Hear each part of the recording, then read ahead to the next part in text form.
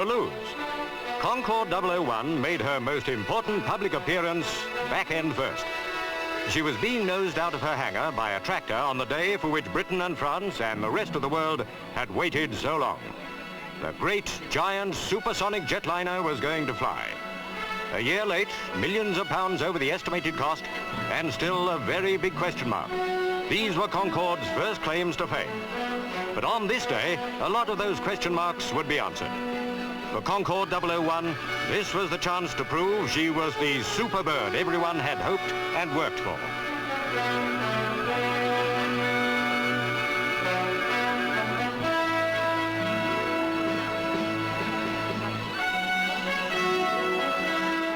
A 193 feet long, 38 feet tall, with a wingspan of 84 feet. Vital statistics of an Anglo-French lady who was all dressed up and ready to go places on the biggest date of her life. Keeping that date were the world's press. All eyes were glued to the sleek, futuristic machine standing on its spindly legs out there, its droop snoot in the down position surveying the scene. At the other end, heat surged from the mighty Rolls-Royce engines as the ground crew checked, rechecked, and checked again. Concorde was buttoned up good and tight. There was little more anyone could do other than fly her.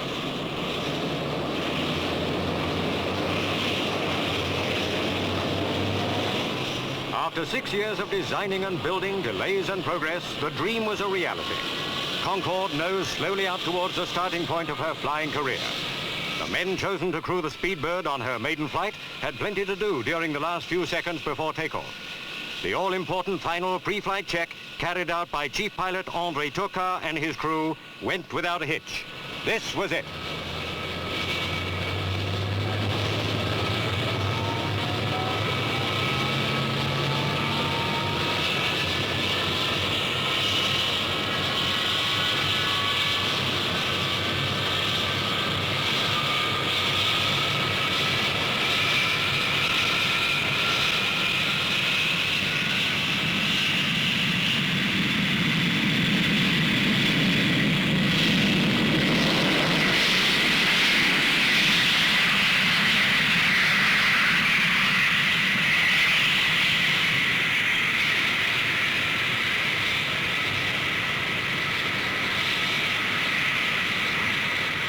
With 12 tons of test equipment on board, André Turcat took Concorde up to 10,000 feet. She was almost ticking over at less than 300 miles an hour. Nose still in the croup position, undercarriage down. The less for the pilot to do, the better.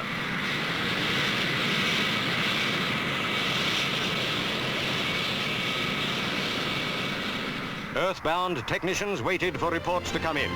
And what reports they were. Concorde handled beautifully. After only 27 minutes of flight, she was coming home. The weather was threatening, but the test pilot knew what he wanted to know. Concorde was coming back as a success.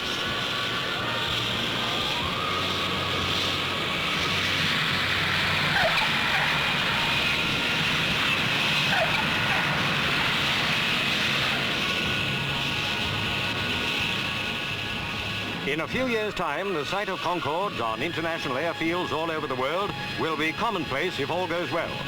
Then there'll be 130 passengers on board. Flying times will have been cut by half. London to New York from 7 hours 40 minutes to 3 hours 25 minutes. But for the moment, there's a lot more flight testing to be done. A long, lonely job for the French and British test pilots and their crews. But now was a time of triumph, and André Turcat was the hero.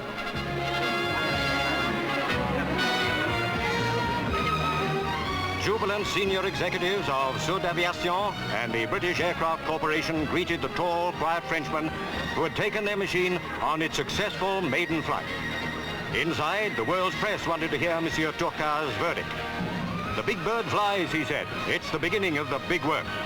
If that work goes well, Britain and France stand to make £4,000 million and lead the world of civil aviation.